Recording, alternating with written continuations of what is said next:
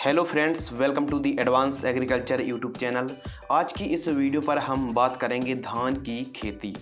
धान की खेती पे काफ़ी इम्पोर्टेंट हो जाता है खेत की तैयारी करना, जो हमारे किसान भाई अक्सर नहीं करते हैं। तो खेत की तैयारी हमको किस प्रकार करनी चाहिए जिससे यकीनन धान की फसल पर प्रोडक्शन उत्पादन बढ़ जाए, और न केवल उत्पादन बढ़ जाए, जो हम प्लांटेशन करेंगे वही भी जो हमारा पौधा है वो ठीक तरीके से अपनी चाल पकड़े, अधिक टेलरिंग की संख्या आए और ज़्यादा से ज़्यादा कल्लों की संख्या आए और हमारी फसल भी हरी भरी रहे और फसल भी गिरे ना। तो इसकी जानकारी के लिए और खेत की तैयारी की अधिक जानकारी के लिए आप इस चैनल को सब्सक्राइब कर सकते हैं। आप देख रहे हैं एडवांस एग्रीकल्चर यूट्यूब चैनल। कृषि कार्य से जुड़ी नई जानकारी के लिए आप इस चैनल को सब्सक्राइब कर सकते हैं।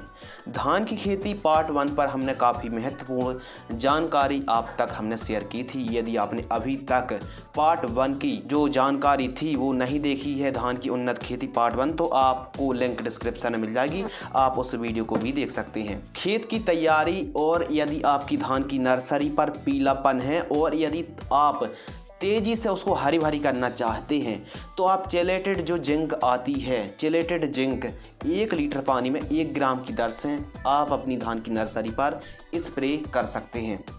इसके अलावा खेत की मचाई करने के फ़ायदे। देखिए, खेत की तैयारी कर रहे हैं और खेत की तैयारी करते समय हम इस पर पानी भर के सबसे पहले सिंगल सुपर फास्फेट दानेदार फार्म वाली SSP 1 एकड़ में 2 से 3 बैग सिंगल सुपर फास्फेट खाद को बिखेर दे रहे हैं। अब हम इसकी खेत की ठीक तरीके से मचाई करते हैं, और मचाई करने से क्या फ़ायदे हैं।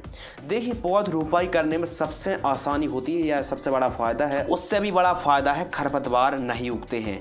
जब हम खेत की मचाई कर देते हैं तो जो खरपतवार हैं शुरुआती चरणों पर बिल्कुल भी नहीं उगते हैं, जिससे हमारी जो हम रासायनिक दवाई खरपतवार नाशक का स्प्रे करने वाले हैं वह करने की कोई भी ज़रूरत नहीं पड़ने वाली है। तो सबसे अच्छा जो फैक्ट है कि खरपतवार उगते ही नहीं हैं।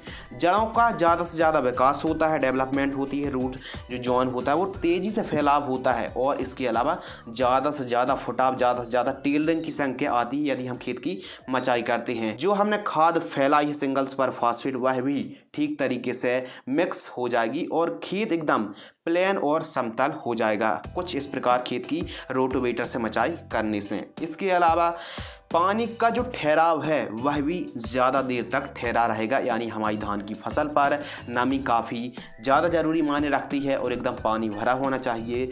तो यदि आप खेत की मचाई करा लेते हैं तो जो धान है उसमें पानी का ठहराव है वह भी ज़्यादा देर तक रहेगा।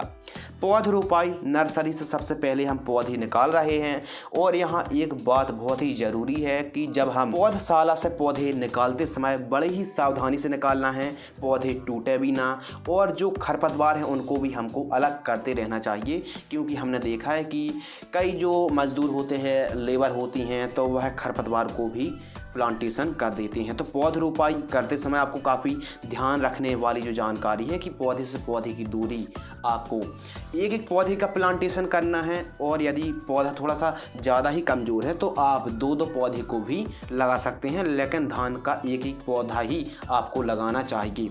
इसके अलावा पौधे से पौधे का जो डिस्टेंस है 10 से 15 सेंटीमीटर आप रख सकते हैं।